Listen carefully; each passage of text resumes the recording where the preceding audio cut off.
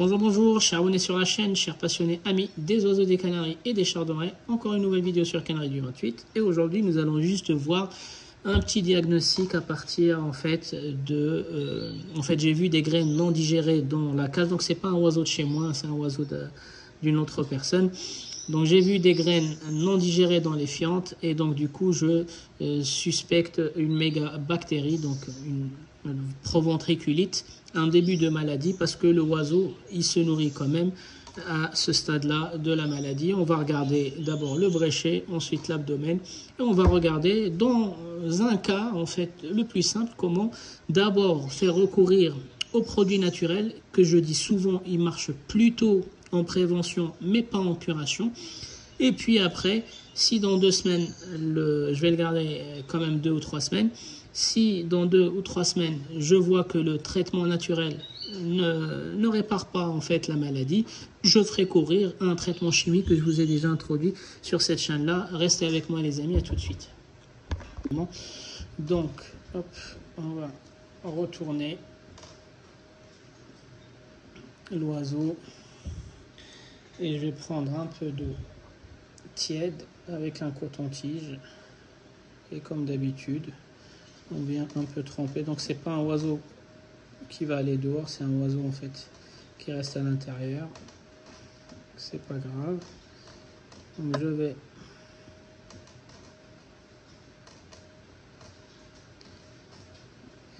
tremper, humidifier un peu ses plumes. Donc je regarde d'abord le jabot, le bréchet. On va regarder comment diagnostiquer en fait les premiers signes de la mégabactérie ou de la proventriculite. Donc là, je rappelle que cette maladie a fait l'objet d'une vidéo complète de A à Z.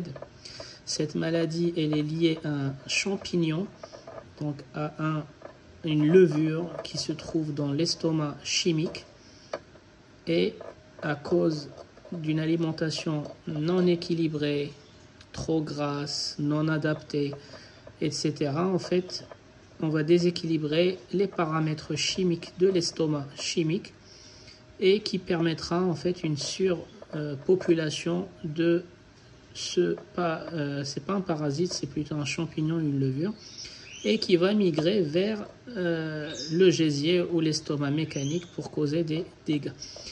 Donc, comme dans nos habitudes, on va jeter un œil au bréchet. Donc, le bréchet, c'est cette partie que vous voyez ici. Donc, il est légèrement maigre, l'oiseau. Donc, il est vraiment au début. Donc, il est légèrement maigre. Et hop, je vais aussi regarder et surtout la partie abdomen. Voilà, là où on voit clairement le gésier.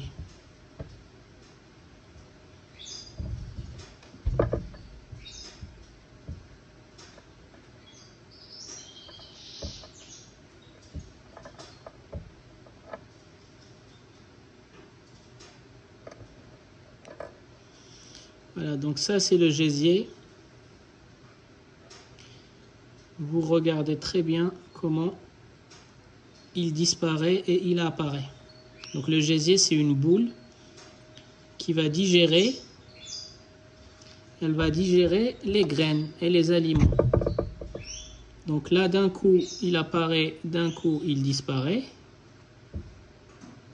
Voilà. Regardez comment il fait.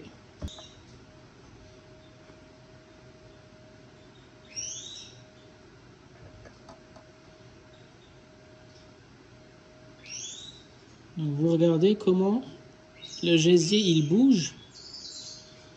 Vous voyez comment la boule qui doit être statique et stable, elle est dynamique, elle part, elle réapparaît, elle revient.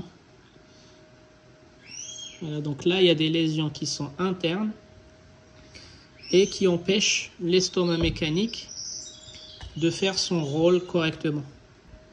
Donc au tout début du stade de cette maladie, les amis, nous allons utiliser le vinaigre de pomme. Donc le vinaigre de pomme bio avec des morceaux bio d'ail, de curcuma, d'origan, feuilles d'origan, et j'ai pas mis le thym. Voilà, donc moi je vais essayer de le traiter. Donc 2 semaines avec cette potion-là. Donc le curcuma, il va soigner les lésions internes. L'ail, il va renforcer son système immunitaire. Et le vinaigre de cidre, il va réguler le pH dans l'estomac chimique et dans l'estomac mécanique, les amis. Donc un traitement naturel pendant 2 semaines. Donc si je ne vois pas, et bien sûr rééquilibrer pour ceux qui ont déjà un régime alimentaire non équilibré, rééquilibrer aussi l'alimentation. Donc ce oiseau-là, il était sous un régime non équilibré à base de graines de colza, de graines de navette, alors qu'il était à l'intérieur, les amis. Donc ces gras, ces graines qui sont graisses n'apportent rien de bénéfique à l'oiseau quand il est à l'intérieur. Et au contraire, elles vont faire monter son pH, et quand le pH y monte, ben en fait, la mégabactéria, elle va se déplacer et elle va aller détruire le gésier. Et du coup, l'oiseau ne pourra plus digérer les graines. Donc, cette maladie, elle est simple à diagnostiquer. Premièrement, dans le plateau, au fond de la cage, vous allez voir des graines non digérées. Deuxièmement, quand vous regardez l'abdomen, vous voyez très bien, le gésier, soit il est dur, soit il est noir ou rouge, ça, là c'est l'étape vraiment avancée, ou soit il fait des mouvements comme on vient de voir. Donc quand il commence à faire des mouvements, c'est que c'est tout le début de la maladie. Donc vous pouvez le soigner avec un régime strict, en boisson acidifiée et des graines. Là je vais lui donner que de la périlla, un peu de graines de chanvre, un peu de chia, un peu de pavot et un peu de chardon-marie. Voilà, ce sont ces 4 graines-là que je vais lui donner pendant 2 semaines. Je ne vais pas lui donner le mélange, plus la boisson très acidifiée. Donc au bout de 2 semaines, si je ne vois pas d'amélioration, je vais utiliser un antifongique, donc le Fangizone à 10% dans sa boisson pendant 5 jours. Toujours dans l'eau acidifiée que je viens de vous montrer. D'accord? Donc à savoir que les 2 premières semaines, ce n'est pas un traitement. C'est bio, c'est que des acides. Et au bout de 2 semaines, si je vois que mon traitement naturel n'est pas efficace, bah, je ferai recours en fait au Fangizone qui est chimique pendant 5 jours. Et là, on aura supprimé. Et il faut veiller aussi pendant cette période de traitement. L'oiseau, il sera faible. L'oiseau n'a pas son système, n'a pas ses défenses comme un oiseau qui n'a rien du tout. C'est un oiseau malade, certes il est en début de sa maladie, donc il faut le protéger de la coccidiose, de la salmonelle, de la colibacillose, il faut le protéger des poux, même les poux, ils peuvent lui être fatals. Donc faites attention, quand un oiseau il a une simple maladie, protégez-le des autres maladies. Donc là je vais le mettre dans une cage vraiment désinfectée, propre, et je laverai les grilles de cage chaque jour quand je rentre de mon travail, les amis.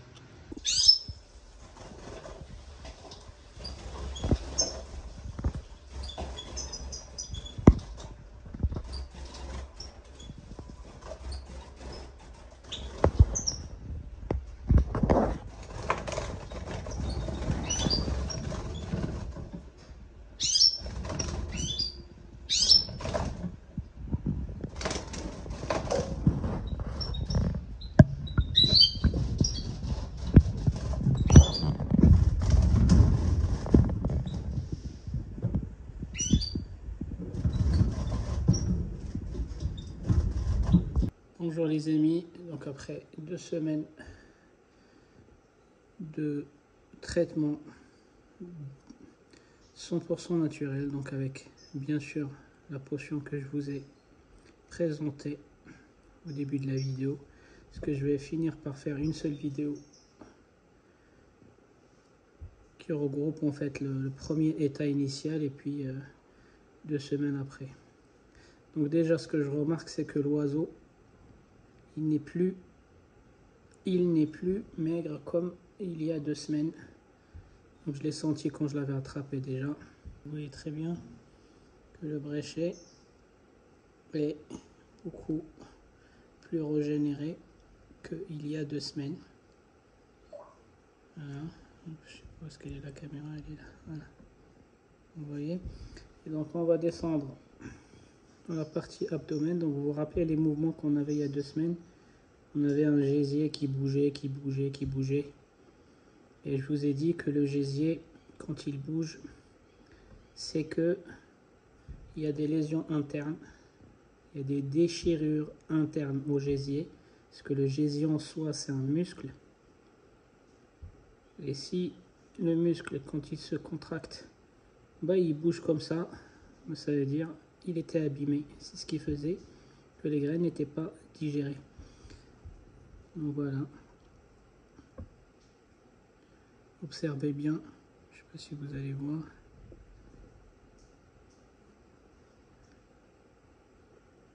Je ne sais pas si on voit parce que j'ai pas.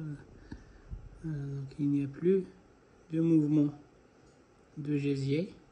Pardon. Là. Donc il n'y a plus de mouvement de gésier.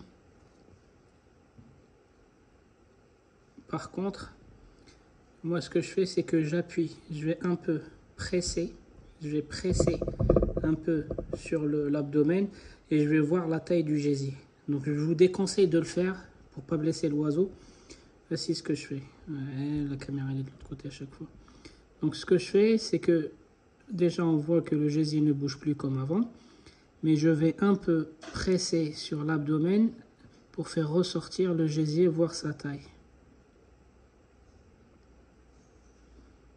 Voilà, donc il n'est pas tout à fait guéri. Regardez, il n'est pas tout à fait guéri, mais en appuyant sur l'abdomen, je viens coller la peau contre le gésier et je vois qu'en fin de compte, en fait, il y a quand même encore des signes de la mégabactérie. Mais vous avez vu, maintenant il faut presser contre la peau pour pouvoir voir en fait le gésier encore gonflé. Mais si je relâche, on ne voit rien du tout. Donc si je ne mets pas mon doigt ou ma main, on ne voit rien du tout. Alors qu'il y a 2 semaines, il suffisait juste d'écarter les plumes, on voyait vraiment le gésier en train de tourner. Donc là, ça veut dire qu'il faut que je continue encore. Il faut que je continue encore avec le vinaigre de cidre pendant 1 à 2 semaines, les amis. Et je referai le point avec vous. Je ne sais pas quand est-ce que je vais poster cette vidéo. Mais en tout cas, quand l'oiseau il sera complètement guéri. Et encore une fois, si je vois que le vinaigre de cidre ne fait pas d'effet, n'arrive pas en fait à rattraper la situation, j'utiliserai le Fongizone. Mais jusqu'à maintenant, je n'ai pas eu besoin d'utiliser le Fongizone. Je me suis permis un traitement de 2 semaines sous vinaigre de cidre. Je vais continuer en fait encore 1 semaine vinaigre de cidre. Et à partir de la 3e semaine, s'il n'y a pas de changement, là pour l'instant je vois déjà une évolution. Donc l'oiseau il a repris du muscle. Je vois que le gésier il est moins enflammé, il est moins gonflé, il fait moins de mouvements. Il faut vraiment appuyer pour voir que le gésier il est encore gonflé. Et puis je vais voir d'ici 1 semaine si je vais avoir recours en fait au Fongizone ou pas. Alors il y en a certains, au lieu de recourir en fait au Fongizone, ils vont utiliser j'ai oublié le nom en fait, l'eau oxygénée d'hydrogène, peroxyde d'hydrogène, c'est ça. Le vrai mot en fait c'est peroxyde d'hydrogène. Le problème de ça c'est qu'il existe sous plusieurs concentrations et les dosages qui circulent dans les réseaux sociaux peuvent être fatals pour un oiseau. Donc moi honnêtement je ne connais pas les dosages, j'en ai entendu parler par un vétérinaire Oussama, le docteur Oussama de Tunisie, il y a 2 ou 3 ans, il était intervenu dans une visioconférence à l'UF. Et puis il avait montré que certains cas de mégabactéries en fait pouvaient être atténués ou pouvaient être bloqués par l'oxygène, tout à fait comme je vous expliquais lors de la vidéo sur la mégabactérie. En fait, comme c'est une levure, un champignon, c'est comme les moisissures dans les murs. Si le coin est aérée, il y a moins de chances que les moisissures s'installent sur les murs. Et si la pièce n'est pas aérée, bah, les moisissures vont aimer. Bah, c'est exactement la même chose. Mais par contre, moi, je ne l'ai jamais utilisé. Je ne peux pas dire si c'est une méthode qui fonctionne ou qui ne fonctionne pas. Certains l'ont utilisé et ils ont vraiment confirmé que ça marche. Par contre, comme le peroxyde d'hydrogène existe sous plusieurs déclinaisons, plusieurs dosages, moi je ne conseille pas, à moins que vous ayez vraiment la dose exacte. Bon les amis, c'est dans une semaine, on se refait un petit point.